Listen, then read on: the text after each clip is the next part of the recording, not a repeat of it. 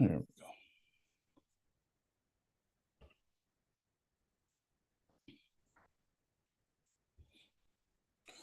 Okay, so what we've been talking about is the different basics types of skills that counselors use in order to get a relationship moving with their client, to make it a therapeutic, trusting relationship so that they feel like they can be open and honest about whatever situation that you're there to help them with. Okay. These last set of skills sometimes can be called micro skills because you use them at certain points of treatment. And if certain situations arise, you can use these skills to kind of further examine whatever's going on. So, but let's go through these and kind of explain some of them. All right. First of all is focusing. Okay, so there'll probably be times when in the either the individual or even in the group session, let's talk about group members come in and they have a whole laundry list of issues that they've gone through. And they have all of these things going on in their life that is influencing how they're experiencing the group, how they're experiencing treatment. And because in a lot of times, especially in the group setting, it's not always possible to get to the entire laundry list. Okay.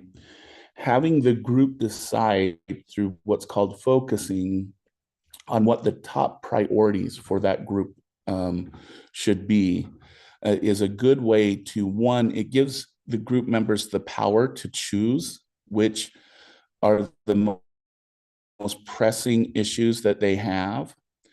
And two, it then allows the other issues to kind of fade in the background and not have so much prominence on what the group is experiencing. So again, it's a useful skill, and just simply by asking clients which is the most pressing.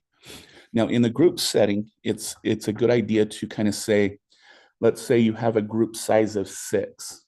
Okay, you can ask, what are the most 5 pressing issues that you have, or just under the group size, which ones? Now, when you get into bigger groups, that's not possible.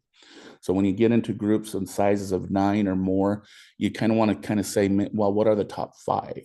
Okay.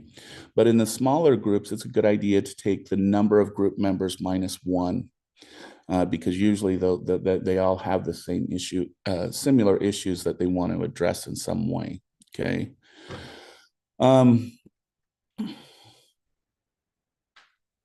It is important to note, though, when doing focusing, it's not something that you want to just kind of interrupt. How to explain this? So clients are giving you their laundry list. They have so many things going on. And as they're listing them, it's important not to rush what they're saying initially. Okay. And instead, wait till they kind of give you everything that they've gone through and then say, okay, well, let's talk about maybe the 3 most pressing items that we can take care of in this time we have together. Okay. And so, and this really usually does happen in kind of the first kind of beginning times of especially group work or especially individual group or individual therapy, because the client does want, they now have you, right? If anybody knows how hard it is to actually get in to see a mental health provider, you understand that that opportunity and that time is limited, and you want to be able to work on as many things as you can in that time. So from a client perspective, they want to get everything in because they know how much it took them to, one, get an appointment with you, and then two, the limitations of the counseling session. Okay. And so no, this does happen in the beginning, but usually what you will find is that when they pick those more in kind of pressing items, okay, you'll usually find that those pressing items are also having a causal effect on the other laundry list of items, okay? And so usually by just focusing on the most important, you then either will develop skills for them to manage the other difficulties they're having in life, or you will address them by addressing those key points, okay? So that is focusing. And then clarifying. When we talked about paraphrasing and reflecting, we talked about when you're listening to a client and you basically then say, okay, what I heard you say is, and correct me if I'm wrong, and you tell them what you heard and everything. Okay, that's an important skill. When we're using clarifying, on the other hand, this is where we're actually going to purposely interrupt the client because the story has gotten so confusing to the therapist that you're no longer following what you would consider a logical narrative. Okay, you will find individuals, for example, who, if you're working in the addiction field, those who took methamphetamine, cocaine, and they were really hardcore users. People who take hallucinogenics in addition to other drugs, they often have what's called cognitive disorientation, okay, where they feel like that they're telling you a story from start to beginning, but they're telling a story and maybe they start with A and then they skip to G, come back to B, then maybe D, and they're all over the place with their story, okay? For long-term drug users, the story in their mind is making complete sense. But how they're expressing it, because of the influence that those drugs have on certain speech areas of the brain, what they're saying and what is being interpreted can be two totally different things, okay? We also know that individuals who have gone through severe trauma, and when they start to trigger on an event, they can become cognitively disoriented, where they'll start talking about random other things as kind of a defense mechanism to try and avoid the trauma story that they're telling, okay? Now, these are severe cases, but there's other milder cases where stories just kind of are not making sense. And if you were to paraphrase it back, it may make nonsense to the client. And this is where you want to use the story of clarifying, okay? Now, the only time that you use clarifying, and I want to make this clear, is when the client's story stops making sense, okay? Don't clarify if you're getting information and you're understanding their story is going from beginning to end and everything else, but you get curious about, maybe they mentioned briefly a cousin or something like that. That's not a point to clarify. We only clarify when the story is not meeting kind of a narrative beginning to end type of introduction, okay? Now, this may seem a little bit nervous because when we interrupt the client, they might assume, though, we weren't listening, or, oh, you're just trying to rush me, and those types of things. But really, especially when the client is becoming very cognitively disoriented, they'll usually appreciate that you slowed them down and you asked for that clarification because they were experiencing something right there that then needed further exploration. And what you'll find is that if you do it right, it's actually a little bit more therapeutic than it is a negative effect on the client, okay? So clarifying, again, is one of those skills where you're just going to interrupt the client and just say, excuse me, really, really quick. You just said this, what did you mean by that? Okay. Now, the difficult part about clarifying is the type of questions that we ask, okay? Because if you think about when we, maybe ask our friends or our family a question, we usually say, did you mean you wanted to go to A or B? Right? And if you think about that, that's an example of a closed-ended question. You're only giving two options for how the person's going to respond. And that's pretty normal because, again, we're kind of cognitively lazy, and we want to get to the quickest answer quick, especially when we're just dealing with family and friends, and we just want to get out and have fun and whatnot.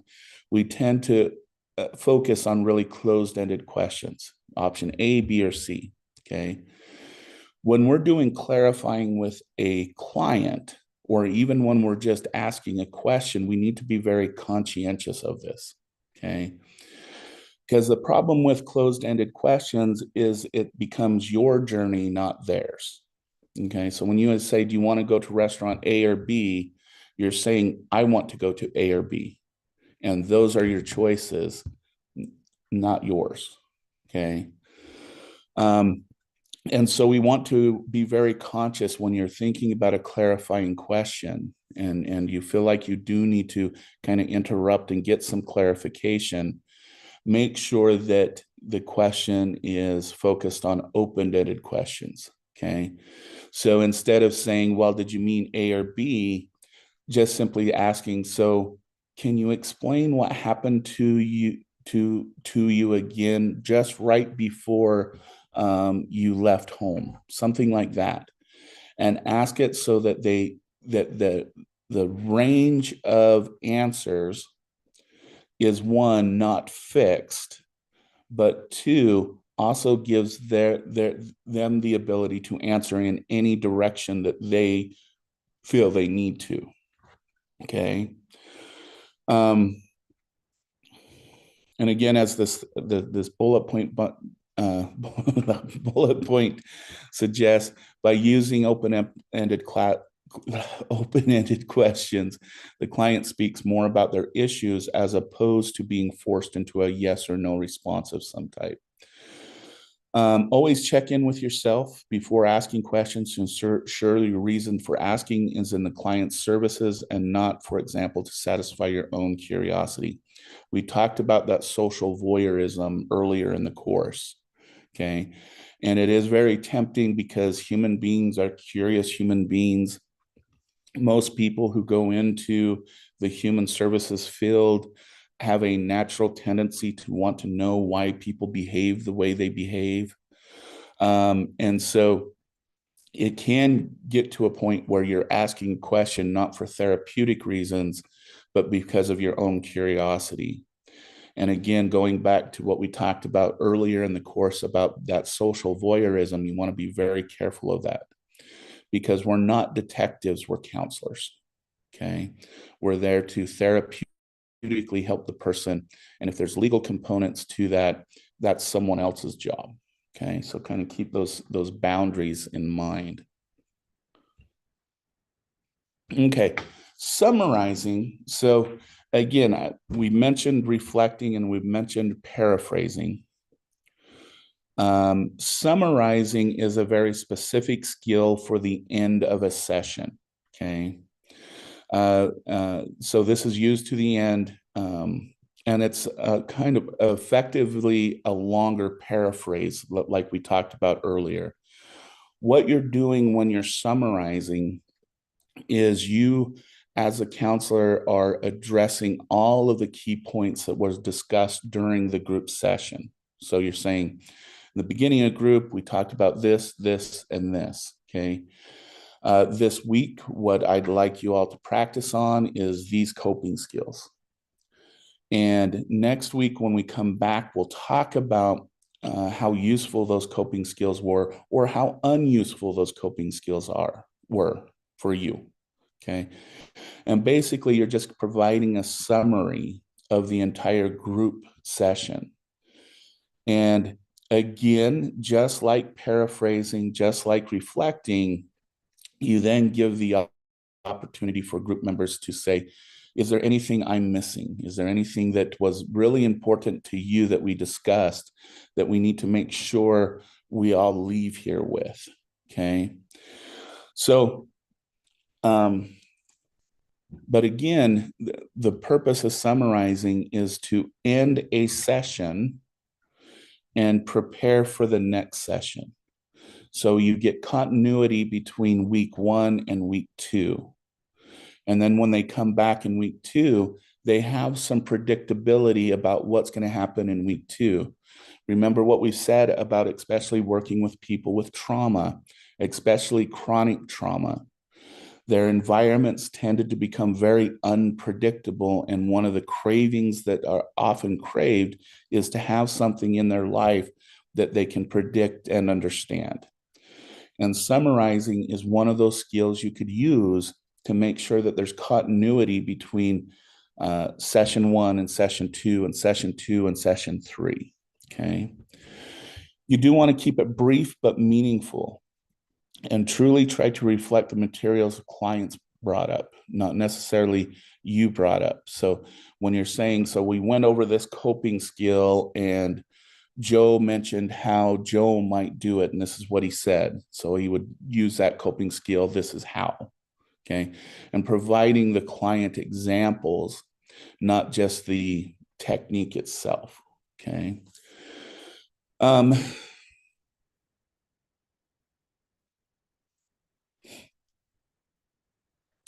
Now, some therapists do use summarizing in the beginning of sessions as well to kind of give that summary of what we learned last week and where we're headed this week.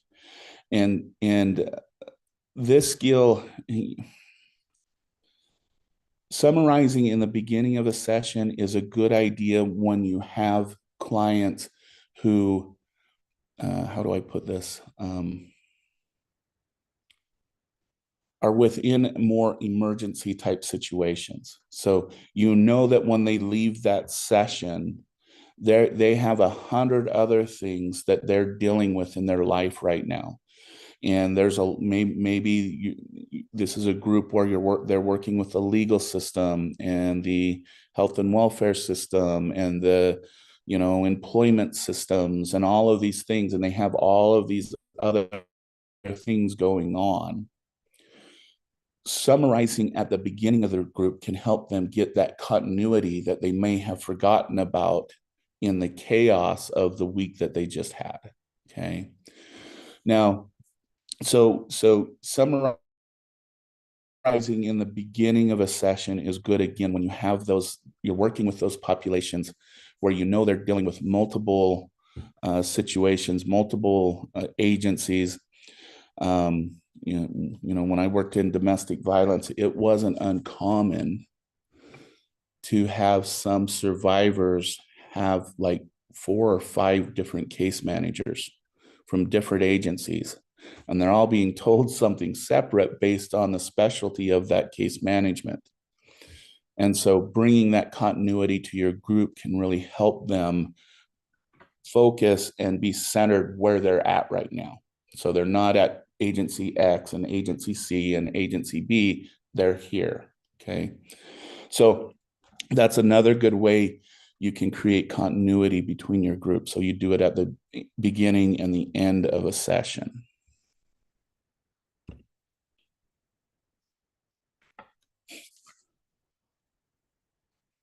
This term immediacy, the current buzzword for immediacy is, I can't remember what it is. Oh my goodness. I just had a mindfulness. the current buzzword for immediacy is mindfulness. What you do in mindfulness is that you bring your relationship and the client back into the current time, into the current place. Okay. And when you would use this skill is when the client starts to go through a crisis moment. They start to trigger to things that are being said. And you'll see this again in things like body language. If the client is closing up and starting to become closed, looks of anxiety on the face, wanting to stop talking, maybe they were just triggered and they start to have emotional outbreaks such as crying or something like that. Immediacy is a good skill that when you just there, and there's several ways to do it, is you're just bringing the client back to right here and right now. Okay. Some ways to do that is having them count their breaths from 1 to 10 and very slowly. So in, out, 2, and having them count with you. Okay. And then telling them that the moment they start thinking about their future or the past, they start over. So maybe they get to breath number 4 and they have a thought come up and they, okay, I got to start over, bring myself back here. Another way to do this is if you have a visual symbol on your wall, maybe something meaningful to your culture or to their culture that you're working with, and you have them just focus on that image. And again, they practice breathing. But in this case, what you're asking them to do is just focus on that image, and then you're going to do the counting, okay? And you're going to count their breaths with them. So you'll go through 1, 2, and what you're asking them to do is focus on that picture. And the moment their mind starts to drift away from looking and reflecting on that picture, have them refocus on the picture. Okay. That's another method of mindfulness. All right. The other method of mindfulness or immediacy is, especially when your client is starting to go through a trauma response. And you will recognize this because their eyes kind of feel very distant to you. They're going somewhere else and they're emotionally and physically reacting. This is where you can use light touch on the arm and say, you're right here, you're right now. Let's come back to this space. Okay. And what you do is you sit there and you start, let's just start to breathe. Let's pay attention to each other. We're right here. We're safe. This is a place for us to be. We're not there. We're here. And you just slowly bring that person back to being in the immediate moment with you. Okay.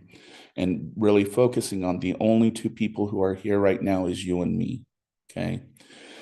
Now, in the group setting, I would encourage you to use one of the other 2 techniques, either using a visual item or counting the breath, and you just slow down the entire group and say, let's focus on the here and now. What is here and now? And once your mind starts to drift somewhere else, bring yourself back to here. Okay. I got a question. If in a group setting, one client is feeling or is triggered, you make the whole group do the breathing technique, or does that one client do it? No, that's an excellent question. You actually make the whole group do it, because what you're doing is you're helping them practice a skill. Yeah. So for the other group members, it may not be because they're experiencing a trauma event or something like that, but they're learning a skill that when I experience what this person experienced, this is something I can do to bring myself back and be centered.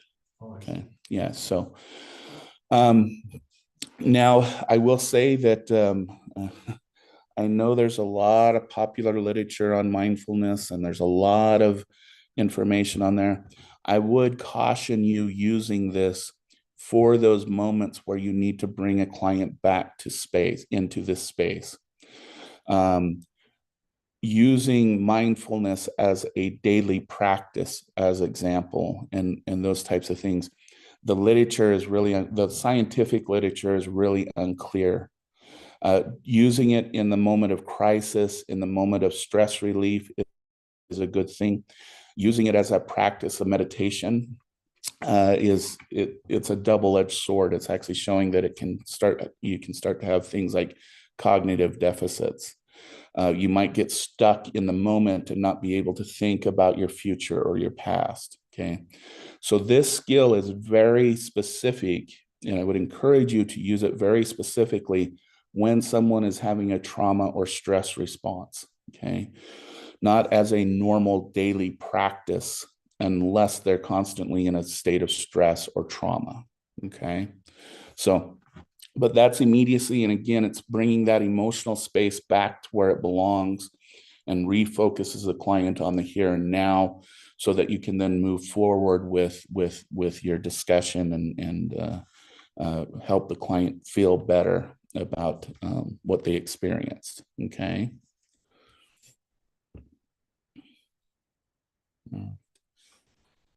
Let's go ahead and get into conflict resolution. Okay. And this question often comes up and is often a stress, especially for new group facilitators, because anytime you have people together, there's going to be some type of disagreement. It's almost a guarantee. Okay. So the most basic definition of conflict resolution is it's a way for two or more parties to find peaceful solutions to a disagreement. Okay. And again, in this situation, your job as a facilitator is not only to help reduce that conflict, but to introduce skills that then your group members can take into their life and use to reduce conflict as well. Okay. So why should we, to come to a benefits for both parties, to understand more about those whose ideas, beliefs, and backgrounds may be different from our own, to ensure that your relationship with opponents continues to grow, and to find peaceful solutions to difficult situations. Okay. I will say while at least working with individuals who have trauma, often the conflicts become between two different belief systems. But often the resolution comes to the light that they may have two different belief systems about why something has happened, but what happened to them happened to both of them. Okay. And because it happened to both, we now share this event. And no matter what perspective we come from, we have to share that event. Okay. And maybe we could use some of their belief system and some of ours to kind of come to a better resolution for ourselves. Okay. And so, what are some steps to resolving conflict? So, this is usually used when you have group members who are just getting to the point where they just cannot come to any type of agreement. Okay. So this is where you're going to play kind of a more active role in helping them explore their problems. Okay. So the first step is to understand the conflict. And it kind of takes both of these. If you've ever had police officers at your house or somewhere, or you've watched them, even with the car accidents, you'll notice that one officer will take one person to one space, and the other officer will take the other person to another space, and they'll separate the two that are within conflict. Okay. That's very intentional, because what we know is that when people are at this stage of conflict, especially where law enforcement is involved, one, there can be what's called intimidation factors. So let's say one person is highly aggressive, and just by staring at the individual, that other individual might minimize what's going on. Okay. We also know that because they shared this common experience, that when they're talking about their experiences together, they can change the narrative of the story. okay, to kind of meet each other's. And I know that sounds strange. Hey, I got Marissa here. I'm over here at the Cochon. And so the whole narrative may change just because of the presence of the other person. All right. So in conflict resolution, where things are to the point where you've used all these other techniques that we've been talking about, and you still have group members conflicting, this is where it's time to take a break and you separately talk to each party, okay, and develop the narrative of what happened, okay? And then in the next two steps, you then come together and you ask them to basically say, okay, I'm going to be kind of a impartial mediator. I'm not taking sides. I'm not taking someone else's word over someone else, but this is what I heard when I talked to both of you. Okay. And you put it in your own words. That way it doesn't, because in conflict, when you say, well, John said X, Y, and Z, you're now making John the aggressor in a situation. You're making John that person who it either will make it sound like you're taking their side or you're rejecting their narrative. Okay. And so you want to carefully then bring them together and impartially explain what you heard, and then ask if we can brainstorm for some possible resolutions. So, and I would recommend actually setting a number, okay? Like, let's come up with 3 possible resolutions to this and come up with those 3. And then based on that, you could say, well, how about we try option A? Is there any alternatives to any of these options that may be even more beneficial? If not, let's explore A as a resolution, okay? And then based on that, you hopefully will come up with the best resolution for the individuals. But in this, you'll notice right here, it says cope with stressful situations and pressure tactics, okay? So this is kind of that modeling that you do as a group facilitator, that when you start to see someone pressure the other person into, well, why don't you just make a decision so we can move on and we can get back to group and focus on what we're supposed to be focusing on. If you hear that, that's a pressure tactic. That person found what they want out of the situation, and now they're just trying to pressure the other person into accepting that tactic or accepting that way. And then also coping with stress. And again, this goes back to those other skills that you may want to consider, such as immediacy, and stress relief techniques and reflection, emotional intelligence, to kind of help those individuals in that stressful situation to kind of resolute with it. Okay. Now, what are some warning signs that it needs to be escalated beyond your group, beyond your situation? Is when an individual says this is nonsense and walks out. That's an obvious sign that then it's time to go get some organizational support for it. When they can't decide on what a resolution should be. Okay, so you've went through and you brainstormed initially, and so maybe they didn't agree on them, so you explored alternatives and they still can't agree on anything. At some point, it becomes necessary to say, okay, we probably should bring someone in. I think I'm going to go, how about we set up an appointment in the office and we'll talk about it then, okay? And of course, if someone gets physically aggressive or something like that, it's always important to stop the group and say for everyone's safety. So those type there. So my point being is you should never feel like you're alone in this. and make sure that you have your organization support, that if you come to them and say, hey, there's this group thing, there's no resolution in it, we need to do something better and to help them out. So that happens once in a while. Okay. All right.